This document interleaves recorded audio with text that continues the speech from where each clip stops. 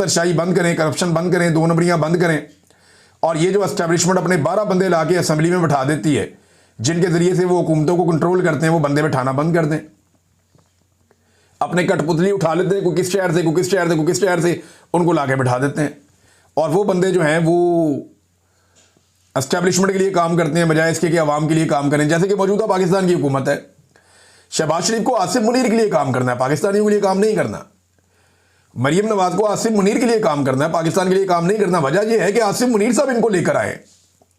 अगर ये अवाम के वोटों से आए होते तो ये अवाम के लिए काम कर रहे होते, लेकिन जो इनको लेकर आया ये उसी को डिलीवर करके देंगे ना, उसी के लिए काम करेंगे। और ये उसको भी मायूस कर रहे हैं जिस लेवल का इन्होंने काम किया। नाज़रीन, इमरान खान साहब से मुलाकात हो गई सुबह सुबह गंडापुर की। अब आपको भी झटका लगा होगा, मैं भी हैरान हो गया कि ये गंडापुर कैसे पहुंच गया 7:30 बजे। सुबह सुबह जेल का दरवाजा खोला, गंडापुर अंदर।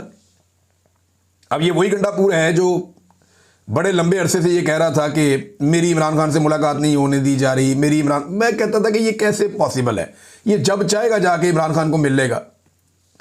तो अब गंडापुर साहब की मुलाकात हो गई इमरान खान साहब से अर्ली इन द मॉर्निंग, और वहां पे गंडापुर साहब मुलाकात करके निकल गया। अभी उन्होंने खुद से कुछ भी नहीं बताया कि क्या हुआ, लेकिन कुछ लोग ये दावा कर रहे हैं कि गंडापुर साहब की अच्छी खासी क्लास हो गई है।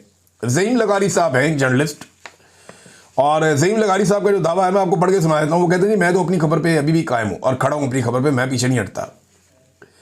वो कहते हैं इमरान खान साहब ने गंडापुर पर बरस पड़े, वज़ीर आला खैबर पख्तूनख्वा ने सर झुकाकर खामोशी इख्तियार किए रखी। मामला जो गले पड़ गया ना गंडापुर के, वो पाकिस्तान तहरीके इंसाफ के कारकुनों की जो उन्होंने तजलील और तजहीक की है ना, वो गले पड़ गया। और इमरान खान साहब को ये मालूमात भी पहुंचा दी गई है कि कारकुनों ने जलसे में गद्दार गद्दार के नारे भी लगाए और जूते भी उठा के दिखाएं। अब ये बड़ी नामुनासिब और मायूब बात है, लेकिन ये हुआ है ना, फैक्ट है, आप इससे भाग तो नहीं सकते। जैसे नवाज शरीफ साहब को जूता लग गया था, फैक्चुअल था, टीवी पे दिखाया भी गया, जैसे ख्वाजा आसिफ के साथ हुआ। अब देखें ना, पाकिस्तानी टीवी चैनल्स को आप देखें कि सारे मामले उठा रहे, ये मामला नहीं उठा रहे। इससे आपको अंदाजा हो जाएगा कि एस्टेब्लिशमेंट को गंडापुर पसंद है या नहीं। क्योंकि अगर जूते दिखाए होते कारकुनों ने अलीमा खान को, तो पूरे पाकिस्तान का मीडिया सुबह से शाम तक एक ही खबर चलाता, और यही चलाता। वो अंडे वाली खबर याद है आपको, बहुत दबा के ये बड़े खुश हुए। लेकिन गंडापुर के मामले में पाकिस्तान का मीडिया ये कैसे पी गया, ये सोचा आपने कभी? क्योंकि एस्टेब्लिशमेंट को जो चीज फेवर करती हो ना, वो उस चीज पे पॉलिसी अलग रखते हैं, जो ना करती है उस पर पॉलिसी अलग रखते हैं। तो यहां से आपको अलीमा खानम को, और मैं इनको लड़ा नहीं रहा आपस में, लेकिन आपको बता रहा हूं कॉमन सेंस की बात है, मैंने आपके सामने रख दी है, बाकी आप जो भी सोचें। अब नाजरीन, यही बात जब पूछी गई बैरिस्टर गौर से कि जनाब ये जूते शूते वाला मामला क्या है, तो उन्होंने कहा जी वर्कर मुश्तइल भी हो जाते हैं, गुस्सा भी कर जाते हैं। हमारी जमात में जमहूरियत है और यही जमहूरियत का हुस्न है कि लोग अपनी राय का इजहार करते हैं। बाकी जमातों में वाकई ऐसे नहीं होता। पाकिस्तान तहरीक इंसाफ का वर्कर जो है वो लीडर पे भी चढ़ के रहता है। इमरान खान साहब भी गलत फैसला करें तो सामने आके खड़ा हो जाता है। बुज़दार वाले फैसले पे पाकिस्तान तहरीक इंसाफ के कारकुनों ने इमरान खान साहब की नाक में दम किए रखा, और वो हमेशा ये कहते थे, बार बार सोशल मीडिया कहता था कि ये फैसले को हम सपोर्ट नहीं कर सकते। और बुज़दार को पाकिस्तान तहरीक इंसाफ के सोशल मीडिया ने एंड ऑफ द डे तक कोई सपोर्ट नहीं दी, जिस तरह की सपोर्ट इमरान खान साहब चाहते थे कि उसको मिले। बहरहाल जो कारकुनों की तज़हीक की है गंडापुर ने, कचरे के ढेर के ऊपर बुला के और बदबूदार इलाके में बुला के, कुछ लोग कह रहे हैं जनाब कि इनकलाब ऐसे तो नहीं आता बदबूदार। ओ भाई, पाकिस्तान तहरीक इंसाफ की हुकूमत है, और जहां हुकूमत है वहां तो कुछ चज की जगह के ऊपर जलसा कर लें। जिस जगह पे पाकिस्तान तहरीक इंसाफ की हुकूमत है, जिस सूबे में, वहां तो किसी बेहतर जगह के ऊपर जलसा किया जा सकता था, लेकिन कचरे और बदबू के ढेर के ऊपर आवाम को बुलाया गया ताकि लोग कम से कम आए। फिर जिस तरह की रुकावटें डाली गई वो भी हमारे सामने, लेकिन इसके बावजूद लोग बहुत बड़ी तादाद में पहुंच गए। तो फिर गंडापुर साहब ने पहले तकरीर कर दी, ताकि क्योंकि गंडापुर साहब ने जैसे ही तकरीर की लोग गुस्सा होना शुरू हो गए, और इवन लोग वापस मुड़ना शुरू हो गए। तो ये हालात, गंडापुर साहब बहुत गैर मकबूल है पार्टी में, ये तो हमें आइडिया था। मैं पहले भी आपको ये कह चुका हूं कि गंडापुर साहब की मकबूलियत बढ़ गई है। अब वो गलती से भी ये फजलुर रहमान साहब को चैलेंज ना कर दें आजकल के दौर में, हो सकता है कल कोई ठीक हो जाए, इमरान खान साहब के लिए कोई अच्छा काम कर दे, पब्लिक की पल्स के ऊपर हाथ रख दें, एस्टेब्लिशमेंट के बजाय इमरान खान की बात को वजन दें गंडापुर साहब, तो ये इज्जत वापस भी आ सकती है। जैसे मैं नवाज शरीफ को कहता होता हूं कि मियाँ साहब आज आप एस्टेब्लिशमेंट का जूता छोड़ दें और आप इक़्तिदार की सियासत करें इक़्तिदार के बजाय, तो मियाँ साहब आपकी इज्जत बहाल हो सकती है। आप 3 दफ़ा इस मुल्क के वज़ीर-ए-आज़म रहे, आपका ये अंजाम अच्छा नहीं लगता। तो इसी तरह गंडापुर साहब अगर चाहे और पब्लिक की तरफ आकर खड़े हो जाए एस्टेब्लिशमेंट की बजाय, तो एकदम सूरत हाल बदल जाएगी।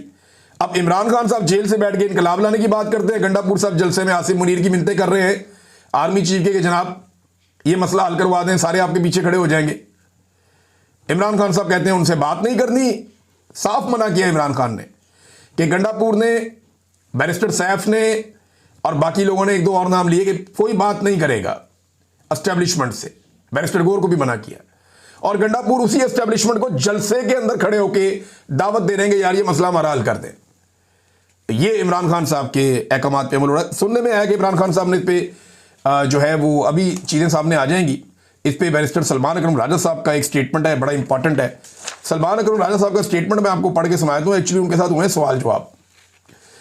अच्छा, इन्होंने जेल के बाद बताया, देखिए खान साहब ने हदायत दी है कि आइंदा के लिए वो कह रहे हैं कि मैं अभी पार्लिमानी पार्टी की हमारी मीटिंग में जाकर बात करूंगा और खान साहब बिल्कुल वाज़ेह हैं कि पाकिस्तान की कौम अपना फैसला कर चुकी है और कौम कायदीन जो है पार्टी के उनसे आगे निकल चुकी है। तो पार्टी के कायदीन को अब सोचना होगा कि उन्होंने कौम के साथ चलना है या कौम से पीछे रह जाना है। ये इमरान खान साहब बात कर रहे हैं कि कौम आगे निकल गई है, तुम लोग पीछे रह गए हो सारे। अब तुम लोग सोचो कि तुमने कौम के साथ चलना है या पीछे रह जाना है तुमने, क्योंकि कौम तो आगे निकल गई है। और ये पार्टी के हर लीडर के लिए ये बात है और जो मुआज़िज़ जितने भी रहनुमा है पार्टी के उन सब के लिए है। खान साहब बड़े वाज़ेह हैं और उन्होंने ये बात की है कि कौम के साथ तहरीक इंसाफ को खड़ा होना होगा। साफ़ी ने पूछा कि जलसा हुआ, उस पर खान साहब ने क्या कहा। उन्होंने कहा जलसे के इंतज़ामी मामलात में वही बदबू वाला मामला, कचरे वाला मामला, उसके ऊपर खान साहब ने शिकायत थी। खान साहब तक मुकम्मल बात शायद बराह रास्त नहीं पहुंची थी, लेकिन इस पे रिपोर्ट हो रहा है कि खान साहब ने बरहमी का इजहार किया है। जलसे में जो जूते वगैरह दिखाए गए इन पर बानी पीटीए बरहम नहीं हुए, ये पूछा। तो देखिए अगर कुछ लोगों ने ऐसा किया है तो इसी तनाजुर में खान साहब ने कहा कि हमें कौम की नब्ज समझनी चाहिए। ये नहीं कहा खान साहब ने कि लोगों ने गलत किया, उन्होंने कहा कौम की नब्ज समझनी चाहिए। अगर कौम आगे निकल गई तो हमें कौम का साथ देना है, हम कौम से पीछे नहीं रह सकते। ये इमरान खान साहब ने जेल में कहा। फिर एक और सवाल किया गया कि अली अमीन गंडापुर साहब सूबाई जो है मामलात नहीं संभाल सकते तो कुर्सी छोड़ देनी चाहिए। फिर अलीमा खानम के बारे में एक प्रोपेगेंडा चल रहा है टीवी चैनल्स के ऊपर कि उन्हें कहा कि जनाब आप मुदाखलत कर रही हैं और आप पीछे हटें और मुदाखलत नहीं करनी चाहिए। तो इस पर उन्होंने कहा जी ऐसी कोई बात हुई नहीं, अलीमा खान बिल्कुल कोई दखल अंदाजी नहीं करती, ये एक नौयत की इल्ज़ाम तराशी है। जबकि बाकी बातें उन्होंने कहा जी वो खुद ही आपको बाद में पता चल जाएंगी, पार्टी की एक मीटिंग होगी उसके बाद कुछ और चीज़ें हम बताएंगे। अच्छा जी, ये गंडापुर साहब की मुलाकात के हवाले से भी उन्होंने खुलकर बात नहीं की सलमान अकरम राजा साहब ने। अब इमरान खान साहब की बहनें जब चीज़ें बताएंगी, जब इमरान खान साहब के अपने ट्विटर हैंडल से तफसीलात आएगी तो मैं आपके सामने रखूँगा कि एक्चुअली ये हो क्या रहा है और इमरान खान साहब अब क्या सोच रहे हैं। वैसे पाकिस्तान तहरीक इंसाफ का जो सोशल मीडिया है जहाँ से इमरान खान साहब का ये ट्विटर ऑपरेट किया जाता है, वहाँ तक बहुत सारे पाकिस्तान तहरीक इंसाफ के लोगों की रसाई है, लेकिन वो कोशिश करते हैं कि वही बात कहें जो खान साहब ने जेल में कही है और अभी वो चीज़ें सामने आ जाएंगी। डिग्री वाला जो मामला था नाज़रीन, ये डिग्री वाला मामला वो है जो जस्टिस जहांगीरी वाला मामला। इसमें जस्टिस डोगर ने उन्हें फारिग कर दिया था कि जनाब अब ये काम नहीं कर सकते, काम से रोक दिया गया था। तो सुप्रीम कोर्ट ऑफ पाकिस्तान में दूसरा ऑर्डर आ गया। ऐसा लगता था कि जजेज ये करना नहीं चाहते, इस ऑर्डर को मुअत्तल नहीं करना चाहते, वो नहीं चाहते कि जस्टिस जहांगीरी काम करें।